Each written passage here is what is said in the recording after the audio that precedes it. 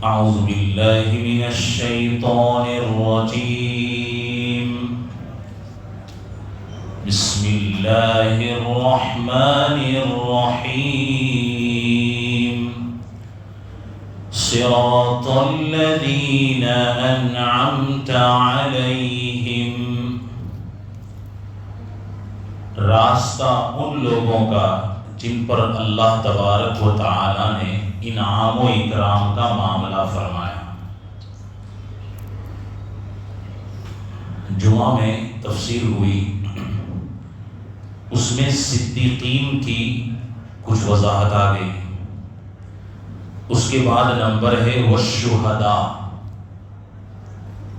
کہ شہیدوں کا راستہ بھی صراط مستقیم والا راستہ ہے. اور شہید کہتے ہیں اسے جو اللہ کے کلمے کو بلند کرنے کے لیے،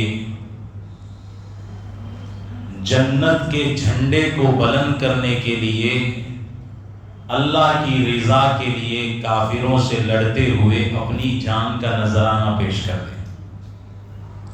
جیسے پیارے نبی صلی اللہ علیہ وسلم کے چچا سید الشہداء سیدنا حمزہ رضی اللہ تعالیٰ عنہ نے اپنی جان کا نذرانہ اللہ کی راہ میں پیش کیا. یہ پہلے بڑے فیشنیبل آدمی تھے، ایمان نہیں لائے تھے. ان کی مجلس لگتی تھی، اس میں جام و شراب اور عورتیں ڈانس کرتی تھی، اسی سے ان کو دلچسپی تھی. اس لیے کہتے ہیں کہ اگر کوئی ایسا جوان بچہ ہے تو اس سے نفرت مت کرو، پتہ نہیں اللہ کا اس کو ہدایت دے دے. تو ہوا یہ کہ وہ اس مجلس سے فارغ ہو کر گھر کی طرف آ رہے تھے، کسی نے کہا کہ حمزہ تیرے بھتیجے کو تو ابو جہل نے بہت مارا ہے، تکلیف دی ہے، پریشان کیا ہے، اول بول بک دیا ہے. تو حضرت حمزہ رضی اللہ تعالی عنہ کو بڑا غصہ آیا. دیکھو بھتیجے کا نظریہ الگ ہے کہ اللہ کے علاوہ کوئی عبادت کے لائق نہیں، حضرت محمد مصطفیٰ صلی اللہ علیہ وسلم اللہ کے بندے اور آخری رسول ہیں. اور حمزہ کا ایمان الگ ہے کہ میرے باپ دادا سے جو پرمپرا چلی آ رہی ہے وہی ٹھیک ہے، اس کے سامنے کوئی دوسرا آوے تو برداشت نہیں. جیسے آج کل ہماری بھی ذہنی کیپیسٹی ایسی ہے کہ اسلام اور شریعت کے طریقے کے مطابق کوئی کام چل رہا ہے مگر ہم کر رہے ہیں وہ، تو یہ چیز ہمارے بیچ میں نہیں چاہیے. ارے بھائی یہ غلط تھوڑی ہے، یہ بھی تو وہی چیز ہے. نہیں، ہم کو تو یہی چیز سوٹیبل ہے، تو تم خدا ہو کہ جو تم کو سوٹیبل ہے وہی ہونا چاہیے. تو حضرت حمزہ رضی اللہ تعالیٰ عنہ جب واپس لوٹے تو ابو جہل کو مارا. ان کے پاس ایک کمان تھی، جوڑ سے مار دی کہ میرے بھتیجے کو برا بھلا کہتا ہے. دیکھو نبی بھتیجا ایک الگ چیز ہے، لیکن نبی کی عزت کی، رسپیکٹ کی، تو اللہ نے ان کو ایمان سے سرفراز فرمایا، ایمان دے دیا. تو وہاں جا کر گرمی بھی بتائی اور ادھر اللہ نے کلمے کی دولت سے مالا مال کر دیا. فوراً نبی پاک صلی اللہ علیہ وسلم کی خدمت میں آئے کہ بھتیجے تو جو کہتا ہے وہ مجھے پڑھا دے، مجھے پلا دے، اب میں کلمہ پڑھنا چاہتا ہوں. اس کو کہتے ہیں تواضع. اس کو کیا کہتے ہیں؟ بعض لوگ تواضع کیسی کرتے ہیں کہ دل میں تو بڑائی بھری ہوئی ہے، کبر بھرا ہوا ہے کہ ہم جو دیگرے نے میرے جیسا تو کوئی نہیں، مگر اوپر سے اپنے آپ کو چھوٹا چھوٹا بتاتے ہیں، حضرت حضرت تواضع کرتے ہیں، اندر سے کبر بھرا ہوا. حضرت شیخ احمدی رحمت اللہ علیہ الہ آباد میں رہتے تھے، ولایتی بزرگ تھے. تو ایک شخص ان کا عقیدت مند تھا، وہ اپنے ساتھ اپنے ایک حافظ صاحب، حاجی صاحب دوست کو لے کے گیا ملاقات کے لیے۔ ملاقات ہوئی تو اس نے تعارف کرایا کہ حضرت یہ ہمارے محلے کے حافظ صاحب ہے اور حاجی صاحب بھی ہے، اچھے نیک آدمی ہیں۔ تو وہ حافظ صاحب کہنے لگے حضرت سے کہ حضرت یہ سب بکواس ہے، میں کچھ بھی نہیں ہوں، میں کچھ بھی نہیں ہوں۔ حضرت کو بڑا غصہ ہے۔ حضرت نے فرمایا کہ اللہ نے آپ کو حج کی دولت دی کہ نہیں دی؟ کہ بولے ہاں دی ہے۔ اللہ نے آپ کو حفظ قرآن کی دولت سے مالا مال کیا کہ نہیں کیا؟ کہ بولے کیا ہے۔ تو بھائی اس کی اس نعمت کا شکر ادا کرو، اس کی نعمت کا کیا کرو؟ شکر ادا کرو۔ تم نے ناشکری کری، تم نے کیا کری؟ ناشکری کری۔ اگر تم یوں کہہ دیتے کہ حضرت اللہ کے فضل سے حاجی بھی ہوں اور اللہ کے فضل سے حافظ قرآن بھی ہوں تو میرا دل بڑا خوش ہوتا۔ تو یہ تم نے کیا کیا؟ تکبر کیا۔ تو اب کبھی بھی تم میرے پاس آؤ گے تو میں یوں ہی کہوں گا نا شکرہ حاجی، نا شکرہ حافظ۔ بات سمجھ؟ تو تواضع یہ ہے کہ اپنے آپ کو چھوٹا سمجھنے کا مطلب یہ ہے کہ اللہ نے جو نعمت دی ہے اس کو اللہ کے فضل سے مانو اور کسی کو اپنے سے چھوٹا اور حقیر مت سمجھو، یہ تواضع ہے۔ تو حضرت حمزہ رضی اللہ تعالیٰ عنہ مسلمان ہوئے، آ گیا غزوہ احد۔ یہ احد کی لڑائی بدر کے بعد ہوئی، سب سے پہلی اسلام کی لڑائی بدر، پھر دوسرے نمبر پہ احد۔ جب احد کی لڑائی آئی تو اللہ کے نبی نے فرمایا بھائی کون تیار ہے؟ تو ماشاءاللہ یہ کیا جفاکش لوگ تھے، ان کو موت کا کوئی خوف نہیں تھا، ان کو موت کا، اور سب سے زیادہ موت کا ڈر ہم ہی لوگوں کو ہے، اسی لیے یہ حالات ہمارے سروں پہ منڈلا رہے ہیں، کیونکہ موت سے ہم سب سے زیادہ ڈرتے ہیں۔ جب تک ہم موت سے نہیں ڈرتے تھے تو موت ہم سے ڈرتی تھی، مصیبتیں ہم سے ڈرتی تھی۔ اور یہ کیا چیز ہے، 2 منٹ میں موت آ جاتی۔ کانپور میں ایک جوان بچہ تراویح پڑھ کے گھر کو گیا، ماں سے کہا کہ ماں کھانا لگا دے۔ ماں نے کہا بیٹا میں آئی، تو بیٹھ۔ اب جیسے ہی ماں 5 منٹ میں کھانا لے کر آئی تو وہ ڈھیر پڑا تھا، ختم ہو گیا، منٹوں میں موت ہو جاتی۔ نبی پاک صلی اللہ علیہ وسلم جب استنجے سے فارغ ہوتے تو سب سے پہلے تیمم فرماتے، اس کے بعد وضو فرماتے۔ ہمارے جیسی فیسیلیٹیز تو تھی نہیں کہ نل دباؤ تو پانی نکل جائے۔ ایک بچہ لوٹا لے کے آتا تھا یا آپ خود لوٹا لے لیتے وضو کر، تو سب سے پہلے تیمم آسان ہے۔ تو صحابی رسول نے پوچھا یا رسول اللہ پانی بھی ہے مگر آپ پہلے تیمم کرتے ہیں؟ کہنے لگے بیٹا معلوم نہیں کہ میں پانی کے انتظار میں بیٹھوں وضو کرنے جاؤں اس سے پہلے میری روح قبض ہو جائے، مجھے پتا نہیں۔ تو نبیوں کو، حالانکہ نبی کی روح قبض کرنے سے پہلے فرشتہ نبی کے پاس آتا ہے، اجازت لیتا ہے۔ جیسے حضرت ابراہیم علیہ السلام کا آخری وقت آیا تو فرشتے نے آ کر کے عرض کیا حضرت اللہ آپ کو یاد فرما رہے ہیں، تو کیا؟ بولے روح قبض کرنی ہے۔ تو حضرت ابراہیم نے ایک جملہ بولا کہ کہو خدا سے کہ کیا کوئی دوست کو بھی مارتا ہے؟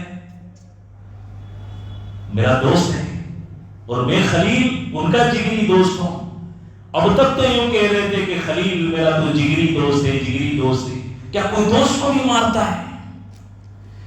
تو اوپر سے جواب آیا، اور پیارا جواب دیا اللہ تعالیٰ نے کہ کیا کوئی دوست اپنے دوست کے دیدار سے جی چراتا ہے؟ ابراہیم تم میرے دیدار سے جی چراتے ہو؟ ٹھیک ہے میں آپ کو مہلت دیتا ہوں۔ ابراہیم نے کہا کہ نہیں، دیدار کا تو میں سب سے زیادہ مشتاق ہوں، میری سب سے پسندیدہ چیز ہے، جلدی میری روح قبض کرو۔ اللہ نے فوراً ان کی روح قبض کر لی۔ نبی پاک صلی اللہ علیہ وسلم کے پاس حضرت جبرائیل امین تشریف لائے کہ یا رسول اللہ آپ کی کیا خواہش ہے بتا دیجئے، اس لیے کہ اللہ تبارک و تعالی آپ کو اب بلا رہے ہیں۔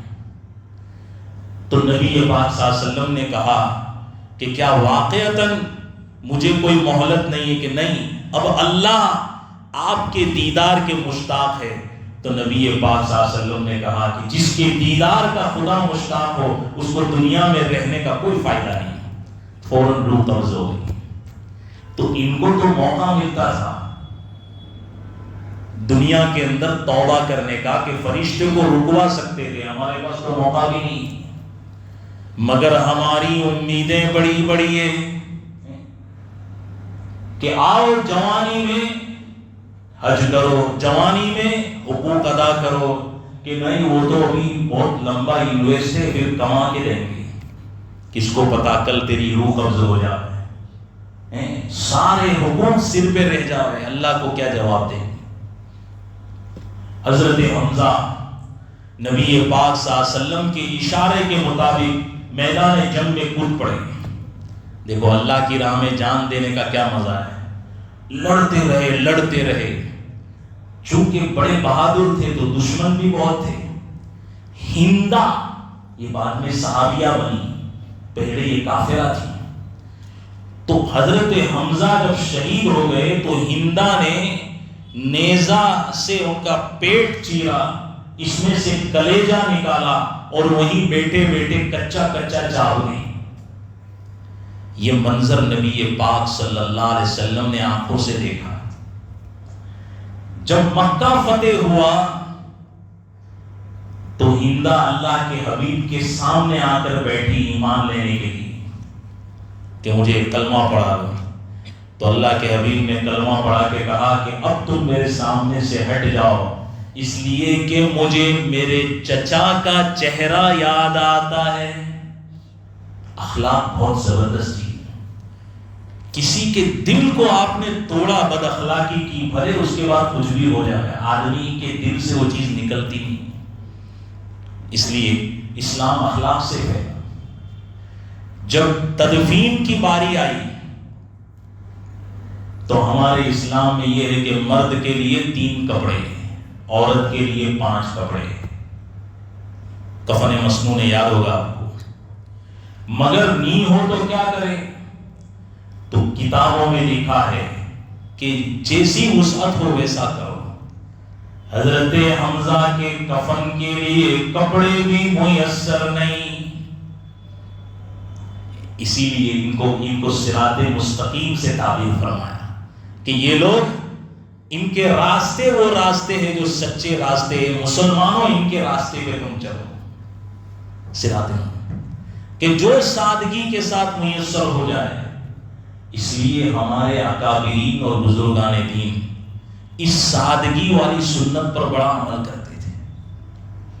حضرت مولانا رشید احمد گنگوئی رحمۃ اللہ علیہ، حضرت تھانوی فرماتے ہیں کہ میرے استاذ کے یہاں مہمان آ گئے تو میرے استاذ نے کہا کہ حضرت فی الحال تو میرا گھر 2-3 دن سے فاقے پہ چل رہا ہے، میں اتنے پیسے نہیں رکھتا ہوں کہ آپ کی مہمانی کروں، تو میں یہ چاہتا ہوں کہ میرے چاہنے والے جو عقیدت مند ہے وہ آپ کی میزبانی کرنا چاہتے ہیں، آپ کو مہمان رکھنا چاہتے ہیں، تو 2-3 دن ان کے یہاں مہمانی ہو جائے۔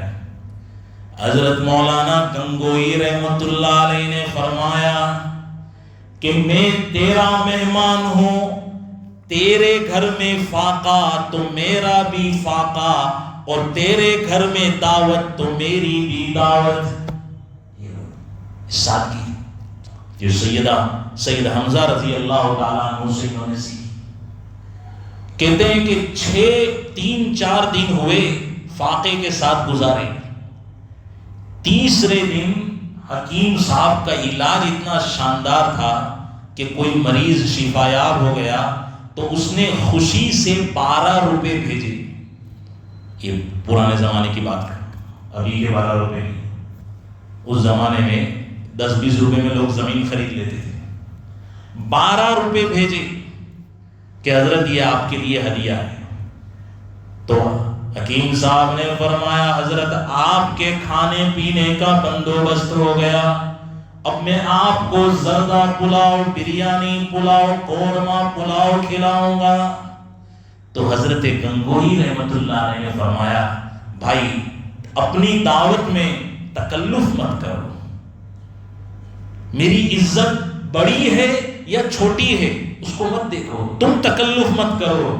آج میرے ساتھ تکلف کرو گے, کل کوئی اور آئے گا اس کے ساتھ تکلف کرو گے تو تم قرضے میں پڑ جاؤ گے. اسلام اس کی اجازت نہیں دیتا. یہ سادگی تھی. تو وہی گھاس جب دفنانے لگے حضرت حمزہ کو تو کہتے ہیں کہ چادر سر پر کھینچتے تھے تو پیر ننگے ہو جاتے, پیر کی طرف کھینچتے تو سر ننگا ہو جاتا, پورا کپڑا بھی میسر نہیں. تو نبی پاک صلی اللہ علیہ وسلم آنکھوں میں آنسو فرمایا کہ چادر سر کی طرف کر لو اور پیر پہ گھاس ڈال دو. اسی حالت میں ان کو دفنایا. آج ہم ان کی زیارت کو جاتے ہیں, مدینہ میں وہ جگہ ہے میں جبل احد کے پاس. تو دوستو ایک ان لوگوں کا طریقہ تھا کہ انہوں نے قربانیاں دی, شہادتیں دی. کس لیے؟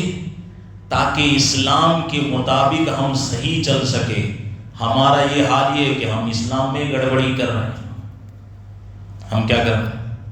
ہم مسلمان ہو کے اسلام میں ہی گڑبڑی کر رہے ہیں, 61-62 کر رہے ہیں. کیا کر رہے ہیں؟ کوئی شخص کہتا ہے کہ انٹرسٹ کی رقم یہ مفتی صاحب ہے, یہ مولانا صاحب ہے, حرام کا فتویٰ لگاتے ہیں, مصلحت کو دیکھ کر حلال کا فتویٰ دینا چاہیے. سود کی رقم یہ مولانا حرام قرار دے دیتے ہیں. آج دیکھو غیر قومیں انٹرسٹ اور پی آئی ایف جو رقم آتی ہے اس کے ذریعے سے کتنی ترقی کر رہی ہے, کتنی اونچے جا رہی ہے. اور یہ مولانا 4 دیواری میں بیٹھ کے فتوے لگا رہے ہیں کہ یہ ناجائز ہے, حرام ہے. یوں کہہ رہے ہیں سود کی رقم. اب بتاؤ سود جو ہے, آج جو لون ہم لیتے ہیں اس سے گاڑیاں اٹھاتے ہیں, 4 ویل ہے, 2 ویل اٹھا رہے ہیں, قرضہ ہے جو سود سمیت ہے. اور جس نے بھی سود لیا نہ وہ دنیا میں سکھی رہتا ہے نہ آخرت میں سکھی رہے. اسی لیے اللہ والے جو ہے قرضہ بغیر سود کے لیا کرتے تھے. حضرت شیخ احمد قرضاوی رحمت اللہ علیہ بڑے اللہ والے, کسی نے یہ حدیث بیان کی کہ جو شخص قرض میں ڈوب جاتا ہے اور اسی حالت میں مر جاتا ہے تو اس کی روح جو ہے جنت اور برزخ کے بیچ میں لٹک جاتی ہے, وہ جنت میں جا ہی نہیں پاتی. اب لوگ ٹینشن میں آ گئے کہ یار قرضہ لینا بھی بہت بڑی مصیبت ہے تو مصیبت. تو اس حدیث کا مفہوم صحیح نہیں سمجھا. مفہوم یہ ہے کہ جو شخص ضرورت ہو تو قرضہ لے لے اور یہ نیت کرے کہ میں ضرور اس قرضے کو ادا کر دوں گا, تو اس کی بھی 2 حالت ہے. یا تو یہ کہ اللہ تعالی دنیا میں اس کے لیے اتنے عافیت والے حالات پیدا کر دیتا ہے کہ اس کے لیے قرضہ ادا کرنا آسان ہو جاتا ہے, اور اللہ نہ کرے کہ اگر اس کا انتقال ہو گیا تو اللہ قیامت کے دن یہ قرضہ مانگنے والا, یہ جس کو قرضہ دیا گیا ہے, دونوں کو آمنے سامنے لائے اور اللہ کہے گا اے میرے بندے میری رضا کے خاطر تو اس کو معاف کر دے. اللہ معاف کروا دے. اسی لیے اللہ والے بزرگان دین قرضہ لینے میں بڑی بہادری بتاتے تھے، قرضے بہت لیتے تھے۔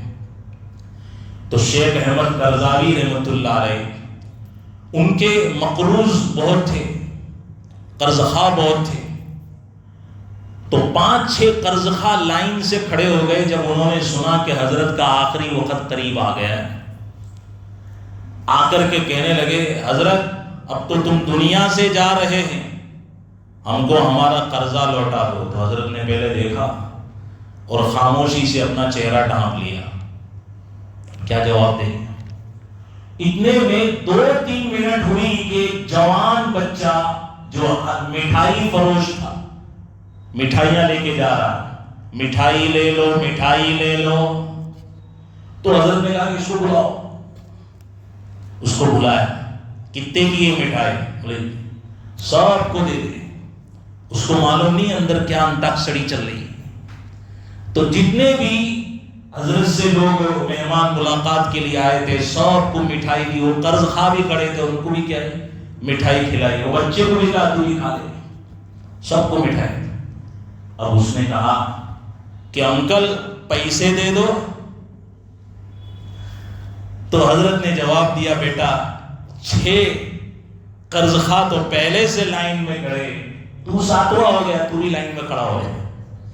بچہ تھا، زور زور سے رونے لگا، کہنے لگا میرا باپ تو میری جان نکال دے گا، اس لیے کہ یہ مٹھائی اس نے میرے کو بیچنے کے لیے دی، پیسے لایا کہ نہیں لایا، میری تو جان نکال دیں گے، ابا پیسے نکالو۔ بہت زور زور سے رویا۔ اللہ کی شان یہ ہے کہ 10-15 منٹ کے بعد اسی محلے کے ایک صاحب مال نے اپنے نوکر کو ایک بڑی تھیلی لے کر بھیجا، اس تھیلی میں سونے کے سکے تھے۔ اللہ والوں کے ساتھ دیکھو مدد کیسے آتی ہے۔ تو حضرت نے فرمایا بھائی کیا ہے؟ کہ بھائی فلاں نے آپ کی خدمت میں یہ پیسے بھیجے ہیں، ہدیتاً بھیجے ہیں، اگر اس کو گنو۔ تو گننے لگے تو وہ سارے پیسے قرض خواہوں کی رقم کے برابر تھے۔ فرمایا دیکھو یہ اللہ کی مدد آ گئی، سب کو تقسیم کر دیے، جاؤ میرے کو آسانی سے مرنے دو۔ تو ایک شخص جو مرید تھا وہ آ کے کہنے لگا حضرت جب آپ پہ اتنا قرضہ تھا وہ بیچارے بچے کو کیوں رلایا؟ دیکھو اب یہ بات سننے کی ہے۔ کہنے لگے کہ میں اللہ سے دل لگائے بیٹھا تھا، مانگ رہا تھا، اللہ کی طرف سے جواب آیا کہ ہمارے یہاں کوئی چیز کی کچھ کمی نہیں ہے، کچھ کمی نہیں، مگر اے شیخ احمد تیری خانقاہ میں رونے والے کی کمی ہے۔ تیری خانقاہ میں دوست رمضان میں رونے والوں کی کمی، رو نہیں رہے۔ اللہ تعالیٰ فرماتے ہیں اگر تیری خانقاہ میں ایک رونے والا بھی پیدا ہو جائے گا میں تیری ضرورت پوری کر دوں گا۔ حضرت شیخ فرماتے ہیں کہ مجھے کوئی ترکیب سمجھ میں نہیں آ رہی تھی کہ یار تم لوگ تو روتے نہیں تو رلاوے کس کو؟ تو یہ بچہ آیا تو میرے کو دماغ میں اللہ نے ڈالا کہ اس کو رلانے کا مزہ آئے گا، یہ روئے گا کہ اس کے چھوٹے چھوٹے ہاتھ ہلیں گے، اللہ کا عرش جلال میں آ جائے۔ وہ جیسے ہی رویا اللہ کی مدد حاضر ہو گئی۔ تو رمضان میں اللہ کے سامنے رویا کرو، اکیلے رو، دو کے سامنے رونے میں وہ مزہ نہیں جو اخلاص کے ساتھ صرف آپ ہی ہو اور آپ کا خدا ہو اس کے سامنے تم گر گیا، اس میں وہ مزہ ہے۔ تو دوستو بات یہ چل رہی تھی کہ لوگ کہہ رہے ہیں کہ سود کی رقم جو ہے اس سے ترقی ہوتی ہے، یہ مولانا لوگ فتویٰ دے کر انٹرسٹ کی رقم سے ہم کو روکتے ہیں۔ سب سے پہلی بات یہ ہے کہ یہ جو سود کا مسئلہ ہے انہوں نے اس میں ایک مصلحت ڈھونڈی کہ ہماری ترقی چھپی ہوئی ہے۔ کوئی ایک قانون ہوتا ہے اس میں ایک مصلحت آپ ڈھونڈ رہے ہیں، لیکن مجھے بھی تو اس میں ایک دوسری مصلحت نظر آ رہی ہے۔ میں بھی تو دیکھ رہا ہوں کہ کئی لوگ یہ دیکھو جو نان مسلم چوکسی ہوتے ہیں داگینہ والے، کئی ایک مسلمان مجھ سے ملے، بے میرے 10,000 کا مسئلہ تھا، سود کی وجہ سے 1,00,000 روپیہ میرے سر پہ چڑھ گیا. اب بتاؤ تو بتاؤ اللہ صحیح ہے یا یہ جو پروفیشنل لوگ ہیں جو کہتے ہیں کہ یہ سود کی وجہ سے قوم ترقی، یہ صحیح ہے؟ یا تو خدا سچا ہے یا تم جھوٹے ہو. ایک چیز تو یہ ہے. دوسری چیز یہ ہے کہ قانون کس نے بنایا؟ اللہ نے. دنیا میں کوئی ملک کے حکومت قانون بناتی ہے، اس میں اور آپ ووٹ وائی کرے تو پکڑ کے ڈائریکٹ سیدھا جیل ہے. اور اللہ کا قانون تو یار بڑا آسان ہے کہ تم کیوں ایسا بنایا، کیوں یہ کرے. اللہ کو کتنا جلال آتا ہوگا. اسی لیے تو حالات ہے بھائی، اسی لیے تو حالات. بیوع فاسدہ، یہ دیکھو ہم نے اسلام کو کیسے بگاڑا. بے فاسد سمجھتے ہیں بھائی میں نے تمہارے کو یہ گھر بیچ دیا لیکن 2 برس میں یہ گھر میں رہوں گا. واہ، بیچ دیا پھر تم کیسے گھر میں رہیں گے؟ میں نے یہ گھر جو ہے ان کو بیچ دیا تو اب اس کا مینٹیننس کون بھرے گا؟ میں بھروں گا کہ یہ بھر؟ یہ کہتے ہیں مفتی صاحب تم بھریں گے. بھائی یہ فاسد ہے، یعنی سڑیلی سیلنگ. اسلام اس کو پسند نہیں کرتا مگر آج کر رہے ہیں. حضرت شیخ احمد علی محدث رحمت اللہ علیہ سہارنپور کے تھے. وہ ایک مرتبہ دکاندار کے پاس گئے. بھائی جوتا ذرا دکھاؤ، میرے جوتے ختم ہو گئے. لیکن ٹھیک ہے حضرت، جوتا بتایا. تو کہا حضرت دیکھو یہ جوتا اتنے روپے کا ہے، اس پہ اتنا نفع ہے، مگر حضرت آپ سے 1 روپیہ نفع لینا نہیں چاہتا ہوں. تو حضرت کہنے لگے یا تو اپنی بات میں سچا ہے یا جھوٹا ہے. اگر تو سچا ہے تو بھائی میں کسی دکاندار پہ بوجھ بننا نہیں چاہتا ہوں اور میں اس کا نفع ہڑپ کرنا نہیں چاہتا ہوں. بھائی تیرا جو نفع ہے وہ تو لے لے، میرے اوپر رحم مت کر، احسان مت کر. دکانداری. اور اگر تو جھوٹ بول رہا ہے تو تو دغا باز اور دھوکے باز ہے. ایسے کتنے گھراکوں کو الو بناتا ہوگا. تو ایسی دکان سے میں خریدنا نہیں چاہتا ہوں. بے فاسد. یہ کیا ہے؟ اسی سے استطرادن میرے کو ایک بات یاد آئی. جوتا گھسائی. جوتا گھسائی سمجھے؟ ایک شخص تھے بڑے بخیل تھے، کنجوس. 1 روپیہ اللہ کے لیے نہیں، غریبوں اور کمزوروں کے لیے نہیں، دل کرتا ہی نہیں کبھی. وہ جا رہے تھے مسجد میں نماز پڑھنے کے لیے. دیکھو جو انسان جتنا بڑا بخیل ہوتا ہے وہ سمجھتا ہے کہ بخیلی بہت بڑا دھبا ہے میرے اوپر. وہ یہ بھی سمجھتا ہے، میری سرکل والے سمجھتے ہیں کہ میں بڑا کنجوس ہوں. تو وہ نماز ہی بہت پکا ہوتا ہے، تو نماز سے وہ اپنے اس عیب کو چھپاتا ہے. تو یہ جو بخیل تھا یہ ایک مرتبہ نماز کو گیا تو اس کو یاد آیا یا اللہ میں گھر کا چراغ بجھانا بھول گیا، لائٹ آف کرنا بھول گیا، کھلی رہ گئی. وہ پھر ریٹرن ہوا اپنے گھر کی طرف. تو اس وقت گھر میں جو ہے خادمہ تھی، لونڈی باندی اس زمانے. تو کہ آقا سلامت آپ کا کیسے گھر پہ واپس آنا ہوا؟ کیا نماز ہو گئی اتنی جلدی سے؟ دیکھو ان کے نوکر بھی بڑے ہوشیار ہوتے کہ سیٹ بڑا کنجوس ہے تو بات بھی ایسی کرتے ہو وفاداری والی. تو کہ نہیں ایسی کوئی بات نہیں ہے، میں تو لائٹ بجھانے کے لیے آیا تھا، چراغ خامخواہ جلے گا. ارے اتنی آپ نے زحمت گوارا کی، دیکھو آپ وہاں سے یہاں چل کے آئے، آپ کے جوتے کس گئے ہوں گے. اتنا 10 کلاک زیادہ چل سکتے تھے، اب تو وہ اتنے بھی نہیں چلیں گے. کیوں آپ نے ایسی تکلیف؟ میں آپ کی وفادار باندی ہوں، میں نے کب کی لائٹ تمہاری بجھا دی تھی. تو وہ بخیل کہتا ہے الحمدللہ میرے نوکر بھی میرے کتنے وفادار ہیں، میرے آنے سے پہلے کیا ہے میری لائٹ جو ہے انہوں نے بجھا دی. پھر وہ کیا جواب دیتے ہیں؟ تو فکر مت کر، میں مسجد سے ریٹن آیا تو ننگے پیر چل کے آیا ہوں اور دونوں جوتیاں بغل میں دبا کر آیا ہوں. تو گھیسنے کا تو سوال ہی نہیں ہوتا ہے. سمجھ رہے ہیں؟ تو دوستو بزرگوں، بات یہ عرض کر رہا تھا کہ اسلام کی شکل ہم نے کیا کر دی؟ پوری بگاڑ کے رکھ دی. اس لیے ضرورت ہے اس بات کی کہ اسلام کی صحیح شکل اگر آپ دیکھنا چاہتے ہو تو ہمیں یہ دیکھنا ہے کہ اللہ تعالیٰ نے یہ جو 4 ہیرے ہمیں بتائے، نبی، صدیق، شہید اور صالح، ان کے راستے پر ہم کو چلنا پڑے گا۔ اللہ تبارک و تعالی ہمیں اس کی توفیق عطا فرمائے۔